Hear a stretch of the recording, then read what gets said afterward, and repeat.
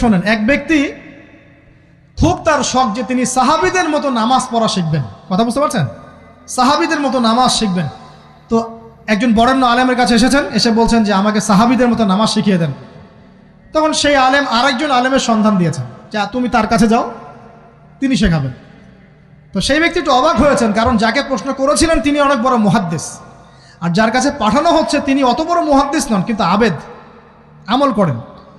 তাকে গিয়ে বলছেন উনি আমাকে পাঠিয়েছেন সাহাবীওয়ালা নামাজ শিখিয়ে দেন। তখন তিনি বলছেন ঠিক আছে, সুন্দর করে অজু করে আসো, সুন্দর করে অজু করে আসো।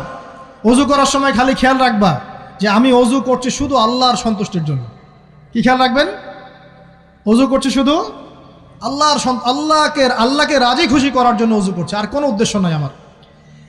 অজু করতে যাচ্ছে, তিনি আবার বলছেন দাঁড়াও, শুধু আল্লাহকে রাজি খুশি করার জন্য অজু করো। আবার শুরু করছেন, আবার বলছেন শোনো, শুধু আল্লাহকে রাজি খুশি করার জন্য অজু করো।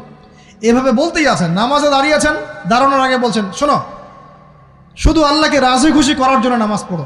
বলতেই আছেন। এক পর্যায়ে সে ব্যক্তি নামাজ শুরু করলো। নামাজে মনোযোগ এদিক ওদিকে যায়, আর তার মাথায় এটা আসে, এই শুধু আল্লাহকে রাজি খুশি করার জন্য আমাকে নামাজ পড়তে হবে, শুধু আল্লাহকে রাজি খুশি করার জন্য নামাজ পড়তে হবে। এই চিন্তা তার মনের মধ্যে ঘুরপাক খাচ্ছে। এভাবে নামাজটা সে শেষ করে চিন্তা করছে যে নামাজ তো পুরোপুরি মনোযোগ দিতে পারলাম না। বারবার মাথার মধ্যে এরকম চিন্তা আসছে, আল্লাহ আমাকে তো মাফ করে দাও, নামাজটা আমার মনে হলো না ঠিক মতো। তখন সে ফিরে এসে তার সে ওস্তাদকে বলছেন আমার তো নামাজ এরকম করে পড়লাম, কিন্তু শেষমেশ মনে হলো যে নামাজটা হয়তো কবুল হয় নাই, আল্লাহর কাছে খুব মাফ চাইলাম, আল্লাহ আমাকে মাফ করে দাও, নামাজটা মনে হলো না। তখন সেই যে প্রথম ব্যক্তি যিনি পাঠিয়েছেন তিনি বলছেন এটাই হলো সাহাবীওয়ালা নামাজ। তারা আল্লাহকে রাজি খুশি করার জন্য নামাজ পড়তেন, নামাজ শেষ করে আল্লাহর কাছে ইস্তেগফার করতেন, আল্লাহ কিছুই হলো না।